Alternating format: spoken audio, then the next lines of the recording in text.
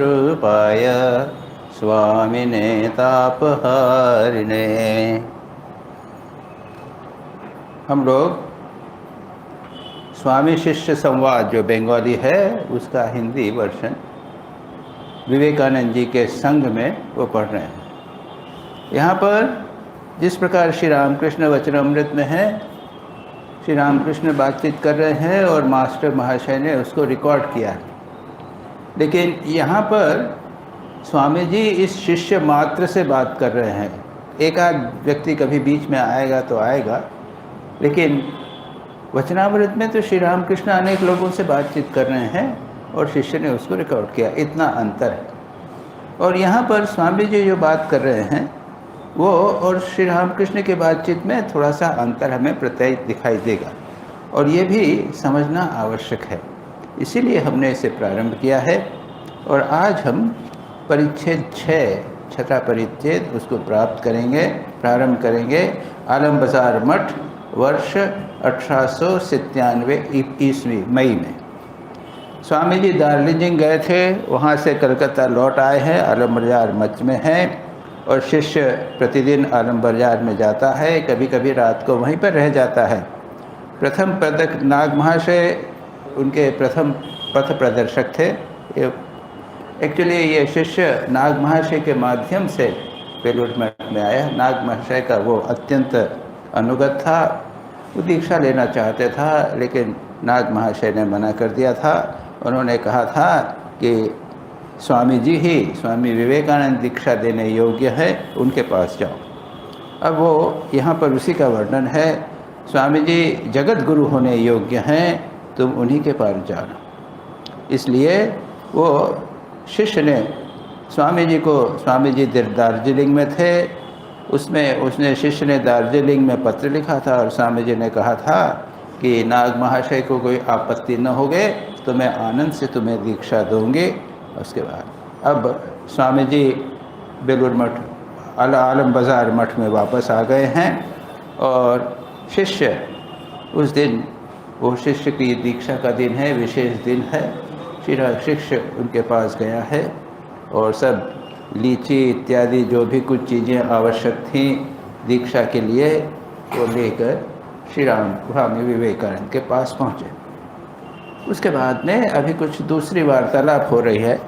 स्वामी जी दूसरों के साथ अमेरिका के संबंध में बातचीत कर रहे हैं और धर्म गठन के संबंध में कैसे एकनिष्ठ होना पड़ता है शिष्य को, उसके बारे में भी स्वामी जी बात कर रहे हैं। शिष्य स्वामी जी कहते हैं कि गुरु के निमित्त अपने प्राण तक देने को किसी प्रकार से भी प्रस्तुत रहना चाहिए इत्यादि बातें हो रही हैं। तत्बाद शिष्य की परीक्षा लेते हुए कहते हैं कि अगर मैं तुझे जो कुछ काम करने को दूंगा, क्या तू उस आज्ञा को पालन करने में के समर्थ है? तेरा मंगल समझकर यदि मैं तुझे गंगा में डूबकर मर जाने की या छत से कूद पड़ने की अच्छा आज्ञा दूं, तो क्या तू बिना विचारे इसका पालन करेगा? ये एक परंपरा है कि अगर आप किसी को गुरु मानते हैं तो पूर्ण समर्पण, वो उसके बाद जो चाहे करें, जो आज्ञा दे उसको पालन करना, यही है ठीक एक शिष्य। इसी प्रकार से ठीक शिष्य होता है। अब तू विचार कर ले, बिना विचारे गुरु करने के लिए तैयार मत होना, विचार करके यह निश्चय करना। शिष्य ने सिर झुकाकर शांत भाव से कहा, पालन करूँगा, और प्रत्येक प्रश्न का उत्तर देने लगा। अब श्री राम स्वामी जी कहते हैं, वही सच्चा गुरु है जो इस माया रूपी संसार से पार ले जाता है, जो कृपा करके सब मानसिक आधि व्याधि विनष्ट करता है। पूर्व काल में शिष्यगण समित पानी होकर, समित पानी यानी हाथ में लकड़ी ले जाया करते थे। तो लकड़ी क्यों ले जाते थे? उस समय वो अग्निहोत्र नियमित रूप से करते थे, तो इसलिए लकड़ी एक बहुत आवश्यक वस्तु होती थी, इसलिए उसको ले जाया करते थे। और उसके बाद कहते आश्रम ले जाया करते थे। गुरु उनको अधिकारी समझने पर दीक्षा दान करके वेद पढ़ाते थे और तन मन वाक्य दंड रूप व्रत के चिन्ह में त्रिरावृत मूज मेखला उनकी कमर में बांध देते थे। उस समय की ऐसी परंपरा है कि एक मूज यानी घास, एक प्रकार की घास की 3 लड़ियों वाली एक मेखला, एक मानो रस्सी जैसी बांध देते थे उनकी कमर में।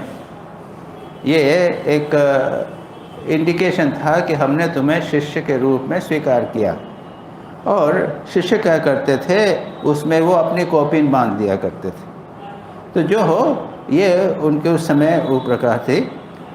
उसके स्थान पर अब यज्ञ सूत्र या जनेऊ पहनने की स्थिति आ गई है। उसके बाद में अब जनेऊ आ गया है। गुरु से जब दीक्षा लेंगे तो उसके बाद में वो जनेऊ पहनने की स्थिति आएगी।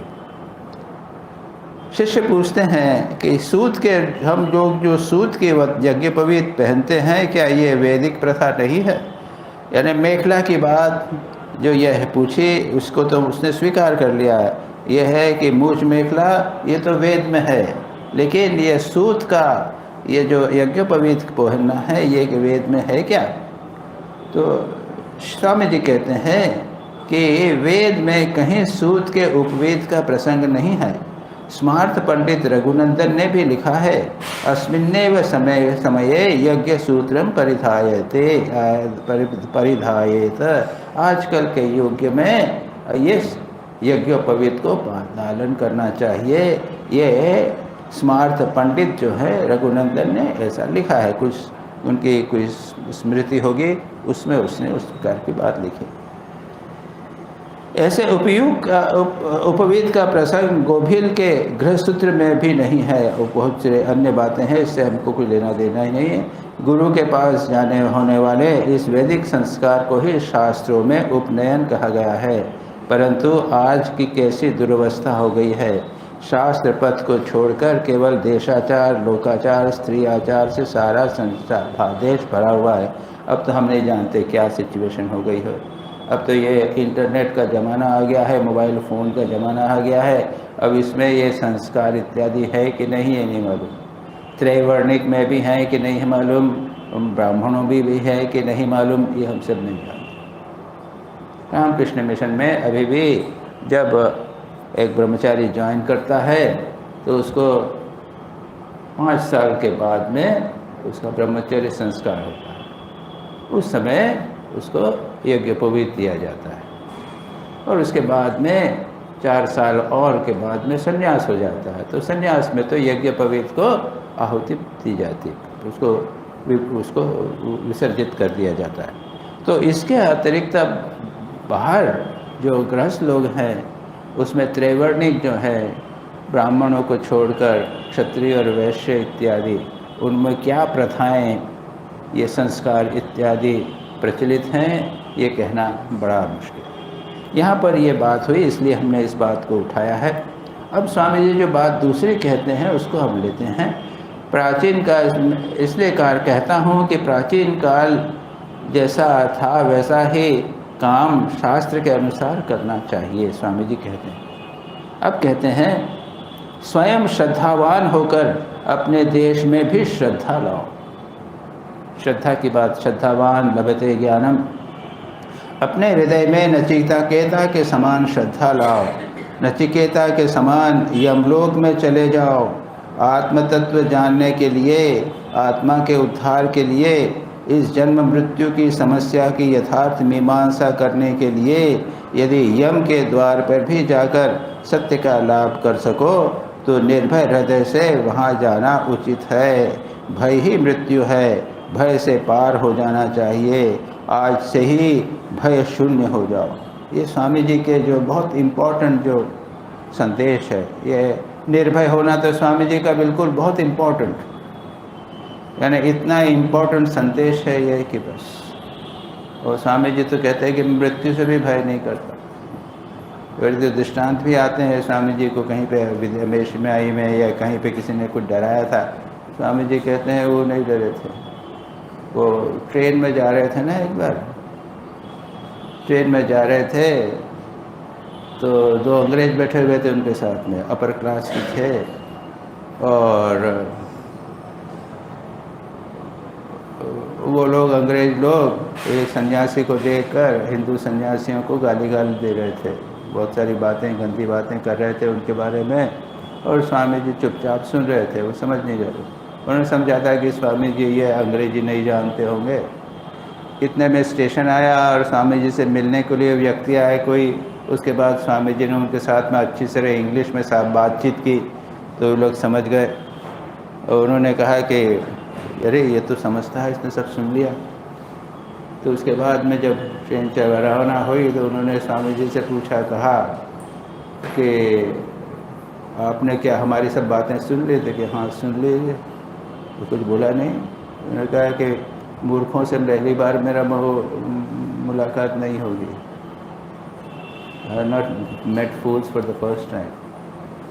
तो वो मारने के लिए दौड़े स्वामी जी को, दोनों जन। तो स्वामी जी ने अपना मसल्स दिखा दी, मोटे ताजे। स्वामी जी कुछ छोटे सामान्य चीज नहीं डरे, मृत्यु से भी नहीं डरे, तो ये दो लोगों से क्या डरने वाले हैं।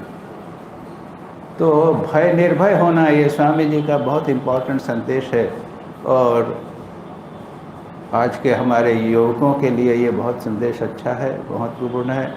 हम लोग तो बचपन में थे, यानी कॉलेज में थे, जब स्वामी जी को रोज़ पढ़ा करते थे। श्री रामकृष्ण वचनामृतम को पता ही नहीं लगता था, अच्छा नहीं लगता था। वो स्वामी जी को रोज़ पढ़ते थे, उससे विश्वास आता था, उससे भी क्लास में फर्स्ट आ जाते थे, सब कर जाते थे, ऐसा सब होता था। तो ये स्वामी जी का एक बहुत महत्वपूर्ण संदेश है, निर्भय होना। इस जन्म मृत्यु की आत्मा के उसके लिए क्या कहते हैं। और दूसरी बात जो कहते हैं वो है कि श्रद्धा, नचिकेता की श्रद्धा। श्रद्धावान लभते ज्ञानम इत्यादि सब है, हम जानते हैं। श्रद्धा, शास्त्र में श्रद्धा, वेदों में क्या कहा है, विवेक चूड़ामणि में कहा है, श्रद्धा की परिभाषा क्या कही है। शास्त्रस्य गुरुवाक्यस्य सत्य बुद्धि अवधारणम। शास्त्र और गुरु की बातों को सत्य के रूप में स्वीकार करना। यहाँ पहले डिस्कस कर चुके हैं हम क्या? नहीं, ये विषय नहीं हुआ श्रद्धा। ओ, तो शास्त्र और गुरु वाक्य को सत्य रूप से स्वीकार करना, ये श्रद्धा है। और कई शास्त्रों ने, हमारे शास्त्रकारों ने जो भक्ति मार्ग हैं वो भक्ति मार्ग की परिभाषा करते हैं, जो ज्ञान मार्गी हैं वो ज्ञान की परिभाषा करते हैं। तो जो हो, ये श्रद्धा के बिना कुछ काम नहीं चलता। श्रद्धा बहुत इम्पोर्टेंट है। आप जो षट संपत्ति है, जो शिष्य है, एक शिष्य की का जो के सद्गुण होते हैं ना, शिष्य के लक्षण कौन से हैं? विवेक, वैराग्य। ज्ञान की दर से विवेक, वैराग्य, षट संपत्ति,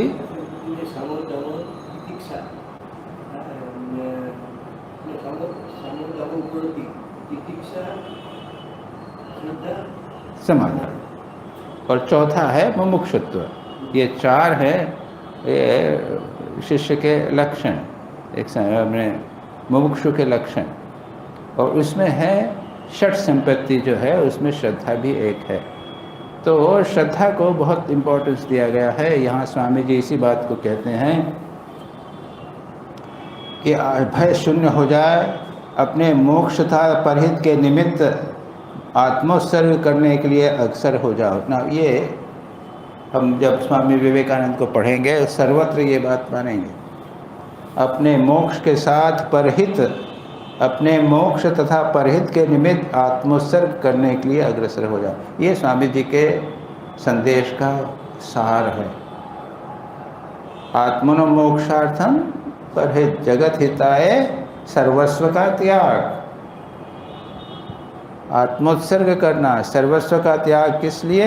ये अक्षर लक्ष्य है, वेरी वेरी इम्पोर्टेंट, अच्छी तरह समझ लेना है। हमारे जीवन का अक्ष है मोक्ष प्राप्ति और जगत का कल्याण।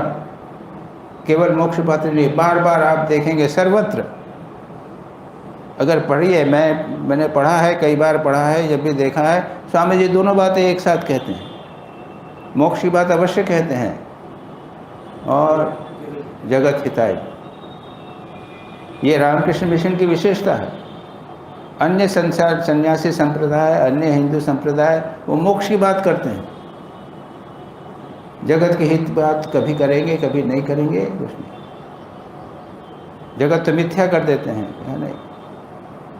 मोक्ष आत्मनो मोक्षार्थम जगत हिताय च आत्मोत्सर्ग, उसके लिए सर्वस्व का त्याग, बिना उसके ये नहीं होगा। अपने स्वार्थ का त्याग, अपने अहंकार का त्याग, इसके बिना नहीं होगा। तो ये बहुत इम्पोर्टेंट बात अच्छी तरह समझ लेना चाहिए। ये स्वामी जी ने स्पष्ट रूप से कहा है। थोड़ी सी हड्डी मांस का बोझ लिए फिरने से क्या होगा। ईश्वर के निमित्त सर्वस्व त्याग रूप मन से दीक्षा देकर ग्रहण करके दधीची मुनि के समान औरों के निमित्त अपनी हड्डी मांस दान कर दो। कौन सा वो था, कौन सा असुर था? वृत्रासुर। उसको मारने के लिए इंद्र ने कहा कि उसके लिए वज्र बनेगा, वज्र के बिना नहीं मरेगा। और ये बद्ध बनेगा कैसे? वो दधीची की हड्डियों से बनेगा। वो इतने प्रबल थे, इतने त्याग तपस्वी वाले थे, उनकी हड्डियाँ थी, बाकी लोहे वगैरह से नहीं। और उसलिए उन्होंने क्या किया, दधीची ने अपने शरीर का त्याग कर दिया और उनके हड्डियों से वो वृद्ध वज्र बना, जिससे इंद्र ने वृत्रासुर का वध किया।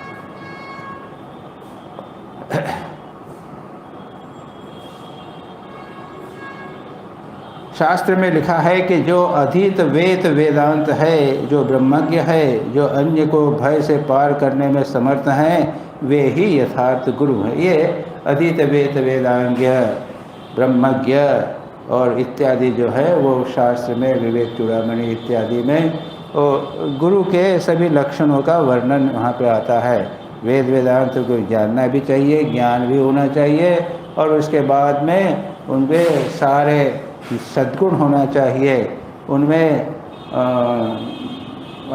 वो ब्रह्मज्ञ, ब्रह्म का ज्ञान भी होना चाहिए, यम नियम संयम इत्यादि इत्यादि होने चाहिए। ऐसा व्यक्ति वो ठीक ठीक गुरु होता है, और वे ही यथार्थ गुरु हैं। उनके दर्शन पाते ही उनसे दीक्षित होना उचित है। नात्र कार्य विचारणा, ऐसा अगर कोई गुरु मिल जावे तो उससे तुम अवश्य दीक्षा प्राप्त करो, उनके शिष्य बनो। अन्यथा आजकल रीति क्या हो गई है, जो भी गुरु हो गया, सब चलते रास्ते गुरु हो गया, और उसके बाद क्या होगा, अंधे नेव नियमाना यथा अंधा। ऐसे गुरु के चक्कर में पड़े तो गुरु की भी हालत खराब और शिष्य की भी हालत। 9 बजे का समय है, स्वामी जी गंगा स्नान करने नहीं गए। उन्होंने गेरवा वस्त्र धारण किया। संभव तो उनका स्वास्थ्य कुछ ऐसा, सर्दी जुकाम कुछ हुआ होगा। आसन में, पूजा गृह में गए, आसन में प्रवेश कर कर बैठे, और उन्होंने, शिष्य जो है वो बाहर ठहर गया, वो आवश्यकता होगी तब बुलाएंगे। स्वामी जी पद्मासन, मुक्त अर्ध पद्मासन में बैठे। हाँ, मुक्त पद्मासन, वो अर्ध पद्मासन होगा। मुक्त पद्मासन मैंने अर्ध पद्मासन। उसके बाद में थोड़ा सा नयन खोला और स्पंदनहीन होकर बैठे रहे। उसके बाद मैंने शिष्य से बोला, वापस इधर आओ। शिष्य को बुलाया। शिष्य उनके आह्वान से पूजा के घर में गया, और स्वामी जी ने आदेश दिया, द्वार बंद कर दो। द्वार बंद करने पर स्वामी जी ने कहा, मेरे वाम पार्श्व में, मेरे बाईं ओर बैठ जाओ। उसके बाद में उनका भाव, अपूर्व भाव से उनका हृदय, शिष्य का हृदय का डर रहा था, भगरा हो रहा था। इसके अंदर शिष्य ने, स्वामी जी ने अपने हस्त कमल से शिष्य के मस्तक पर उसे 2-4 कोई बातें पूछी, और उत्तर पाने के बाद स्वामी जी ने उसके मन जी कान में महाबीज मंत्र का उच्चारण कर दिया। मंत्र दीक्षा दी। 3 बार मंत्र का उच्चारण उसके कान में करके उसे दीक्षा प्रदान। उसके बाद में साधन कैसे करना चाहिए उससे उच्चारण करवाया। उसके बाद साधना के विषय में उपदेश दिया, और उसके बाद में निजमें नेत्रों से शिष्य को देखते रहे, और शिष्य अनिर्वचनीय भाव से निश्चल बैठा रहा। उसके बाद स्वामी जी ने कहा, गुरु दक्षिणा लाओ। शिष्य ने, क्या लाऊं? स्वामी जी ने कहा कि भंडार से कुछ फल ले आओ, दे दो। एक नियम होता है, परंपरा होती है, उसको देना। वो गया, लीची ले आया, स्वामी जी को दिए 10-12 लीची। स्वामी जी सब खा गए और उन्होंने कहा कि जाओ तुम्हारी दीक्षा हो गई। उसके बाद पूजा गृह से स्वामी जी के शिक्षित होने हो रहे थे, तब एक व्यक्ति और बैठे हुए थे। उन्होंने देखा कि स्वामी जी ने दीक्षा दी है, वो भी पहुंच गए और वे थे स्वामी शुद्धानंद जी, जो बाद में रामकृष्ण मिशन के सेक्रेटरी बने, अध्यक्ष बने। वहाँ पर है। उन्होंने उसके पहले उनकी ब्रह्मचारी अवस्था में मठ में थे, कोई यथावत दीक्षा नहीं हुई थी। उन्होंने जब देखा तो उत्साह आ गया उनको, और वो पूजा गृह में दीक्षित होने पर शिष्य के निकलते ही स्वामी जी के पास पहुंच गए और उन्होंने कहा। स्वामी जी ने शुद्धानंद जी के विशेष आग्रह पर वह स्वामी जी पुनः दीक्षा अपने पुनः आसन पर बैठे। शुद्धानंद जी के को दीक्षा देकर कुछ समय बाद स्वामी जी पूजा घर से निकल आए, भोजन किया, विश्राम करने लगे। शिष्य ने भी शुद्धानंद जी के साथ दोनों जो शिष्य थे, स्वामी जी ने जो पात्रावशेष में जो खाया था उसका बचा हुआ जो है वो उन्होंने प्रसाद प्राप्त किया। उसके बाद में उनके चरणों की सेवा करते हुए वे लोग बैठ गए। शिष्य ने सुअवसर प्राप्त कर कोई प्रश्न किए। अब यहाँ से कुछ बातचीत शुरू हुई। ये तो घटना हुई, दीक्षा की घटना हुई। अब शिष्य कुछ बातचीत कहते हैं बहुत्व के भाव से। स्वामी जी कहते हैं महाराज, पाप और पुण्य का भाव कहाँ से उत्पन्न हुआ? अब लगता है कि दीक्षा के भाव के बाद में ये सब क्या प्रश्न किया है। पाप पुण्य का भाव, वो तो एक भाव उच्च। स्वामी जी जैसे व्यक्ति से दीक्षा प्राप्त की हो तो दीक्षा के संबंध में, मंत्र के संबंध में, ध्यान के संबंध में प्रश्न हो गए। शिष्य पूछते हैं पाप और पुण्य के बारे में पूछा है क्या? स्वामी जी जो कहते हैं वो ज़्यादा महत्व का है। यहाँ से वेदांत प्रारंभ होता है। पाप और पुण्य क्या हो गया? वेदांत में पाप पुण्य नहीं है। जहाँ एकत्व है वहाँ पर पाप पुण्य नहीं हो सकता। स्वामी जी कहते हैं बहुत्व के भाव से यह सब आ पहुँचा। ईशावास्यमिदं सर्वम यत्किंच जगत्याम जगत। एक ही वस्तु जहाँ पर है वहाँ पर भेदभाव जहाँ नहीं है वहाँ पर पाप और पुण्य कैसे हो सकता है? स्वामी जी ये कहते हैं बहुत्व के भाव से यह सब आ पहुँचा।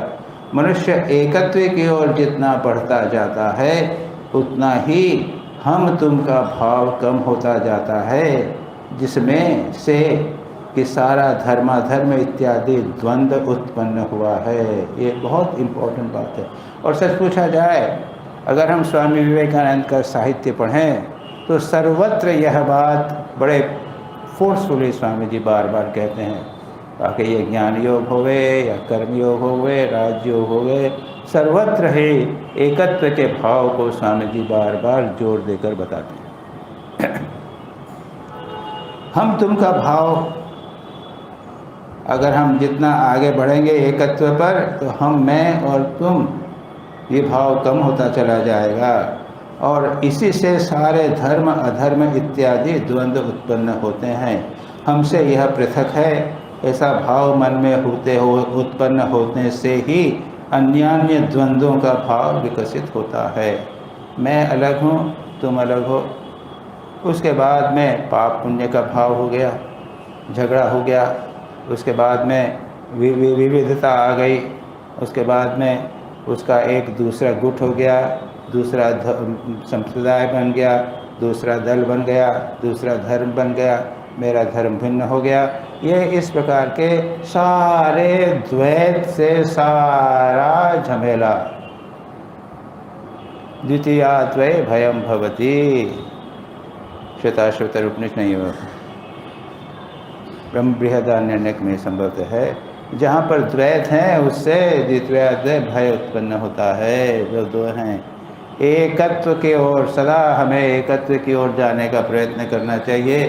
जीवन का लक्ष्य ही है एकत्व को प्राप्त करना। स्वामी जी बहुत इम्पोर्टेंट बात कर रहे हैं। फिर आगे कहते हैं, हमसे यह पृथक है ऐसा भाव मन में उत्पन्न होने से ही अन्यान्य द्वंद्व भावों का विकास होता है, परंतु संपूर्ण एकत्व अनुभव करने पर मनुष्य का शोक या मोह नहीं रह जाता। तत्र को मोह कह शोक एकत्व मन पश्यति।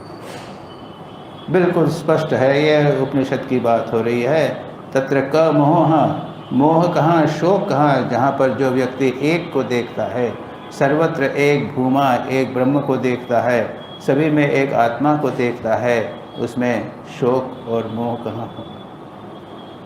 अब प्रश्न ये है कि ये इसे देखना कैसे।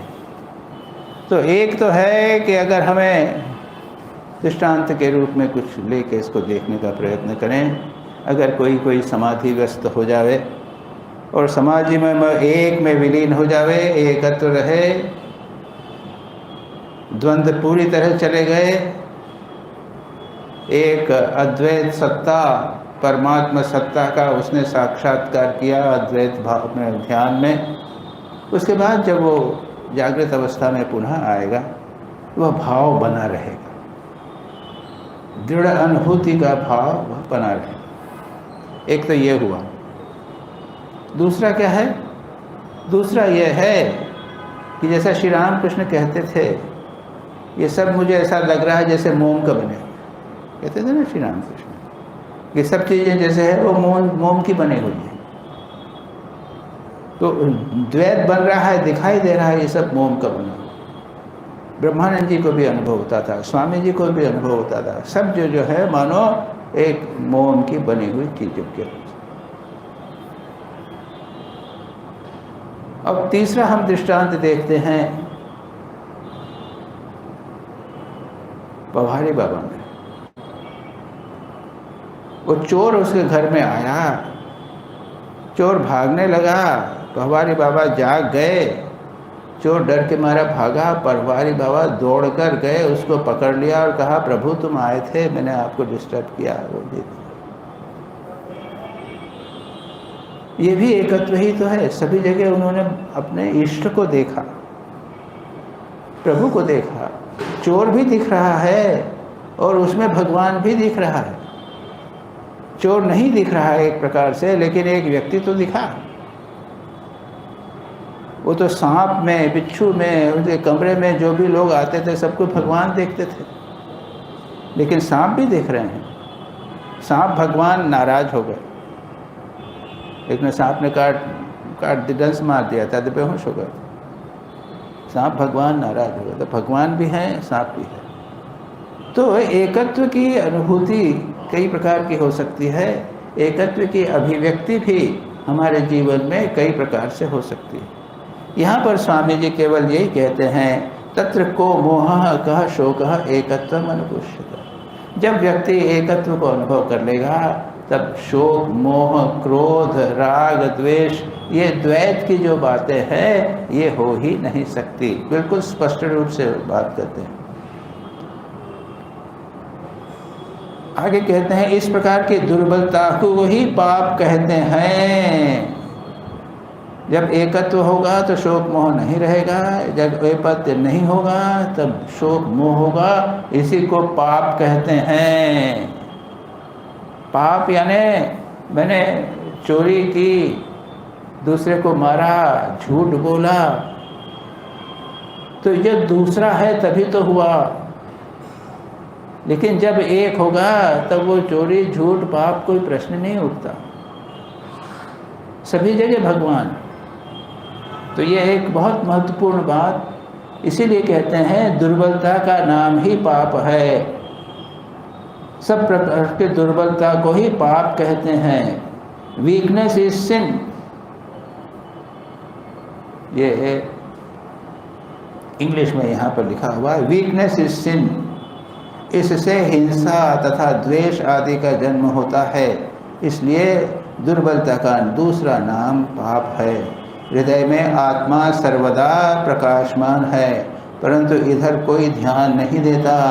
केवल इस जड़ शरीर, हड्डी तथा मांस के एक अद्भुत पिंजरे पर ही ध्यान रहता है, मैं करते रहते हैं, यही सब प्रकार की दुर्बलता का मूल है। इस अध्यास से ही जगत के व्यवहारिक भाव निकलते हैं, परमुर्तु परमार्थ भाव इस द्वंद्व भाव से परे वर्तमान है। यहाँ पे तो सारा वेदांत का, अध्यात्म का सार बता दिया, बिल्कुल सार बता दिया है। सर्वत्र उद्देश्य क्या है? हमें हमारे जीवन का लक्ष्य है इस अद्वैत को प्राप्त करना, एकत्व को प्राप्त करना, और हर क्षण इसके लिए प्रवृत्त करते रहना चाहिए। ध्यान के समय ही नहीं, बाद में बाहर चलते समय भी यही करना है। यही साधु जीवन करता है। रोगी नारायण बता दिया उसको, तो रोगी है तो द्वैत हो गया, नारायण बताया तो सब नारायण हो गए, मैं भी नारायण वह भी नारायण, ये द्वैत भाव चला गया। उसने खाया तो मैंने खाया, भवारी बाबा तो अपना खाना लेके दे रहे हैं। सभी लोगों ने, सभी महान संतों के जीवन में इस बात को हम प्राप्त करते हैं। यही बात कहा है कि ये जो पिंजरा है, शरीर हड्डी मांस का पिंजरा, उसको सोचकर मैं करना है, यही हमारे दुर्बलता का मूल है, यही हमारी सबसे बड़ी कमजोरी है। इस देह को, इसको पिंजरे को हमने अपना शरीर को ही अपने मैन समझ रखा है। और उसके बाद दो बात कहते हैं, वहाँ दो बातें आती है। इस अध्यास से ही जगत में व्यवहारिक भाव निकलते हैं, परंतु परमार्थ भाव इस द्वंद्व से परे वर्तमान है। यहाँ पर ये भावों की वर्णन किया है। क्या भाव है? एक व्यवहारिक भाव है, एक पारमार्थिक भाव है, और एक प्रातिभाषिक भाव है। भाव यानी अब कह सकते हैं सत्य। पारमार्थिक सत्य तो है एक ब्रह्म और कुछ नहीं, यही बात चल रही है ना। ये तो पारमार्थिक सत्य है कि सर्वत्र एक ही ब्रह्म है, ये तो अल्टीमेट ट्रुथ है। अब इसको जीवन में उतारने में समस्या होती है, उसी के अनुसार काम करना बहुत मुश्किल है। हमको धीरे धीरे व्यवहारिक स्तर पर आना पड़ता है। सभी ब्रह्म हैं, लेकिन जैसा कहा ना कि वो कुत्ता ब्रह्म है और हाथी ब्रह्म है, उसमें फर्क पड़ जाएगा। वो कहते हैं ना, वो कहानियाँ हैं कितनी हैं। ठाकुर बोलते थे कि अरे जो हाथी है, उसने कहा हाथी हट जाइए हट जाइए, शिष्य नहीं हटा। गुरु ने कहा सब ब्रह्म है, हाथी ने फेंक दिया। शिष्य ने बाद में, जब गुरु ने बाद में कहा कि अरे जो महावत था वो भी तो हाथी ब्रह्म था, वो भगवान था, उसकी बात तुमने क्यों नहीं सुनी? तो समस्या आती है कि जब हम व्यवहारिक स्तर पर आते हैं। और यहाँ पर जो स्वामी जी यहाँ पर ये कहते हैं, व्यवहारिक भाव, इस अध्यास से ही जगत में व्यवहारिक भाव निकलते हैं, परंतु परमार्थ भाव इस द्वंद्वों से परे है। ये सारी समस्या यहीं पर है। और इसको जितना भी है, जितना धर्मशास्त्र है, जितने स्पिरिचुअल इंस्ट्रक्शंस हैं, निर्देश दिए गए हैं, सब इसी के संबंध में दिए गए हैं। इस व्यवहारिक सत्ता को, इस व्यवहारिक जीवन को कितना परमार्थ के निकट ले जाकर बनाया जाए, उसके अनुरूप जितना संभव किया जा सके। अब देखिए, शिष्य एक प्रश्न पूछता है, तो क्या इस सब व्यवहारिक सत्ता में कुछ भी सत्य नहीं है? स्वामी जी क्या बोलते हैं कि इस अध्यास से ही जगत में व्यवहारिक भाव निकलते हैं, परंतु परमार्थ भाव इस द्वंद्व के परे वर्तमान है। ठीक है ना? तब ये कहता है कि फिर ये व्यवहारिक सत्ता जो है, ये क्या सत्य नहीं है? स्वामी जी क्या कहते हैं, देखिए, जब तक मैं शरीर हूँ, यह ज्ञान है, तब तक ये सत्य है। ये व्यवहारिक सत्ता है और सत्य के वो बात है। मैं अगर शरीर हूँ तो दूसरा भी शरीर है, अगर मैं शरीर हूँ तो मैं पुरुष शरीर हूँ, दूसरा एक नारी शरीर है। अगर मैं शरीर हूँ तो फिर मैं एक सन्यासी हूँ, दूसरा व्यक्ति है। ये शरीर को लेकर सारी समस्या उत्पन्न हो रही है।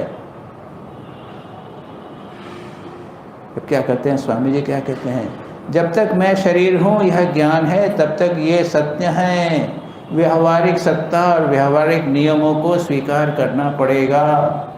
जब तक हम अपने को सत्य समझ, अपने शरीर को सत्य समझते हैं, किंतु जब मैं आत्मा हूँ यह अनुभव होता है, तब यह सब व्यवहारिक सत्ता मिथ्या प्रतीत होती है। लोग जिसे पाप कहते हैं वह दुर्बलता का फल है। इस शरीर को मैं जानना, यह अहम भाव दुर्बलता का रूपांतरण है। इस भाव को हमें अपने जीवन में उतारना है।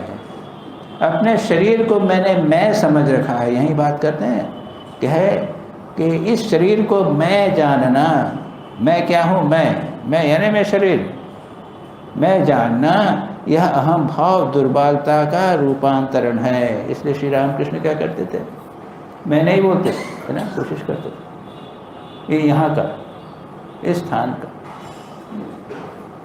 अपने को शरीर के साथ में आइडेंटिफाई नहीं करना। शरीर, अपने को, अपने शरीर को शरीर नहीं समझना, मैं नहीं समझना, ये बात है।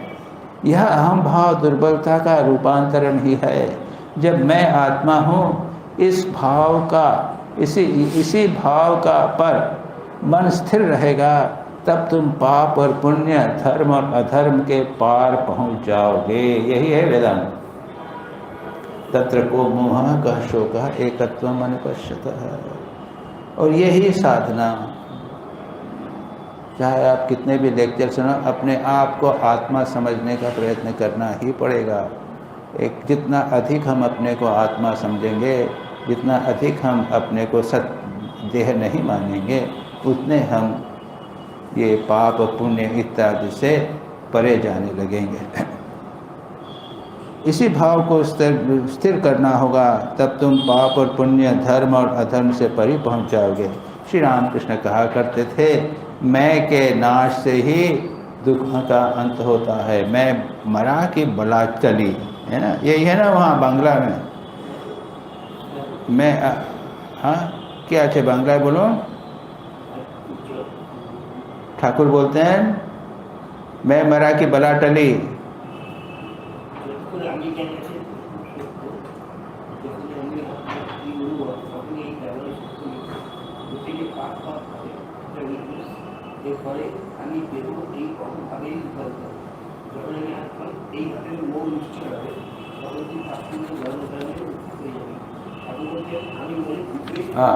আমি মরি আমার মরি गुचिबे जंजाल, हमें मरी गुचिबे जंजाल। जहाँ जब मैं मरेगा तब ये जंजाल जो है वो नष्ट होगा। मैं मरूंगा तब ये दुख का, मैं मरेगा तब ये दुख का नाश होगा। शिष्य कहते हैं हम तो मरने पर भी नहीं मरता, इसको मारना बड़ा कठिन है। ये मैं, ठाकुर मैं की बात करते हैं, ये मैं को आत्मा के साथ आइडेंटिफाई करना पड़ता है या फिर मैं को मारना पड़ता है। और अब ये बताते हैं, स्वामी जी कहते हैं मैं कैसे मरेगा। अहम अहम अहम तो क्या है, अहम मैं बॉडी, मैं देह। अब वो कहते हैं, हम क्या कहते हैं, मनोबुद्धि अहंकार चित्तानि ना हम न अहम। तो क्या है, मैं न मन नहीं हूँ, मैं बुद्धि नहीं हूँ, अहंकार नहीं हूँ, चित्त नहीं हूँ। मतलब यह है कि इन सभी के साथ में मैं को जोड़ रहा था। मैंने बुद्धि के साथ लगा दिया था मैं बुद्धिमान हूँ, मैं दुखी सुखी हूँ, मैंने मैं के साथ लगा दिया था। अब उस सभी को जोड़ने के लिए स्वामी जी क्या कहते हैं, हाँ इसको मारना बड़ा कठिन है। हाँ, एक प्रकार से कठिन भी है, परंतु दूसरे प्रकार से सरल भी है। अब देखें सरल कैसे है। मैं यह पदार्थ कहाँ है, क्या मुझे समझा सकता है? जो स्वयं है ही नहीं, उसको मारना और जीना कैसा।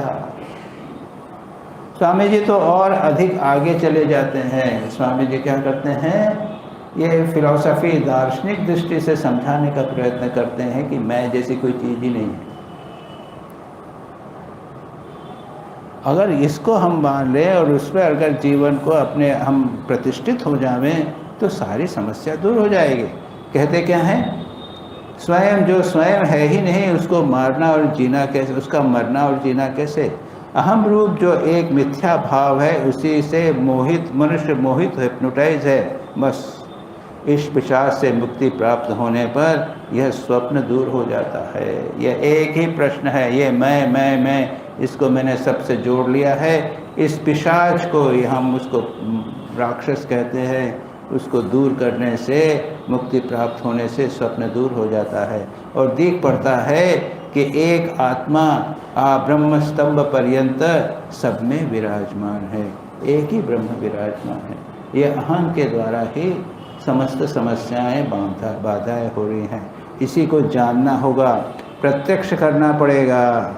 जो भी साधन भजन हैं वे सब इस आवरण को दूर करने के निमित्त हैं। इसके हटने से ही विदित होगा कि चित्त स्वरूप अपनी प्रभा से स्वयं चमक रहा है, क्योंकि आत्मा ही एकमात्र ज्योति स्वरूप स्वयं ज्योति स्वयं वेद्य है और वह दूसरों की सहायता से, वह क्या दूसरों की सहायता से जाने जा सकती है। सच पूछा जाए तो हमारी आत्मा है जो है ना, वो स्वयं सेल्फ एविडेंट है, मैं हूँ। ये इसके लिए कोई बोलने की या सिद्ध करने की आवश्यकता है क्या? ये बच्चा भी जानता है, जानवर भी जानता है, वो है। वही तो सब कुछ, उसी के कारण तो मन काम कर रहा है। मन के पीछे के जो चेतना है वही है। वो बात स्वामी जी कह रहे हैं कि इसके हटने से ही विदित होगा कि चित्त सूर्य अपनी प्रभा से स्वयं चल रहा है। ये आवरण जो हैं उनको दूर करना है, किससे? साधन भजन से। इस साधना के द्वारा राग द्वेष काम क्रोध लोभ और अहंकार इत्यादि हैं वो दूर हो जाएंगे, क्योंकि आत्मा एकमात्र स्वयं ज्योति स्वयं वेद्य है। इसी कारण श्रुति कहती है विज्ञातारम अरे केन विजानीयात्। अरे जो ज्ञाता है, सर्वों को जानने वाला है, उसको कैसे जानोगे? अगर उसको जानने वाला कुछ चाहिए तो उसके पीछे जानने वाला और भी कुछ होना चाहिए, वो तो अंत नहीं होगा। वो तो स्वयं ज्ञाता स्वरूप है। जो तू जानता है वह मन की सहायता से, किंतु मन तो जड़ वस्तु है। इसके पीछे शुद्ध आत्मा रहने के कारण मन कार्य का कार्य होता है। इसी कारण से मन के द्वारा उस आत्मा को कैसे जानोगे? इससे तो यह जान पड़ता है कि मन या बुद्धि कोई भी शुद्ध आत्मा के पास नहीं पहुंच सकती। ज्ञान भी नहीं, यहीं तक है। परंतु आगे जब मन विकल्प रहित या वृत्तिहीन होता है, तभी मन का लोप होता है और तभी आत्मा प्रत्यक्ष होती है। इस अवस्था का वर्णन भाष्यकार श्री शंकराचार्य ने अपरोक्षानुभूति कहा है। अपरोक्ष अनुभूति, अपरोक्ष डायरेक्ट एक्सपीरियंस। बाहर किसी कोई वस्तु नहीं है, वो अंदर ही है। और कैसे पता चलेगी? यह मन चला जाएगा, बुद्धि चली जाएगी, केवल आत्म तत्व अपने आप अभिव्यक्त होगा।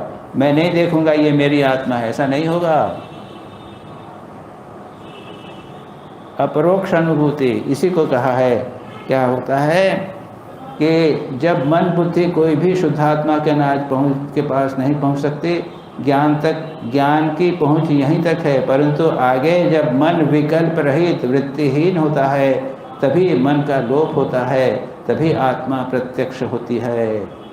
मन का लोप करना पड़ेगा। और हम क्या कर रहे हैं? हम मन को बढ़ा रहे हैं, बढ़िया बना रहे हैं और क्या क्या सब कर रहे हैं, पुस्तक पढ़ रहे हैं, नोट्स बना रहे हैं और हम मन को और बढ़ाते जा रहे हैं।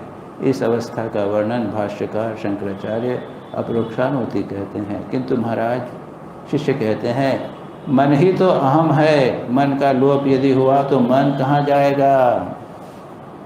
शिष्य अभी भी नहीं छोड़ता। और अच्छा, हमारा सौभाग्य है कि शिष्य ऐसा मिल गया जो छोड़ने वाला नहीं है। एक विषय को बार बार डिस्कस कर करके उसको वो दृढ़ता से हमारे मन में बैठेगा।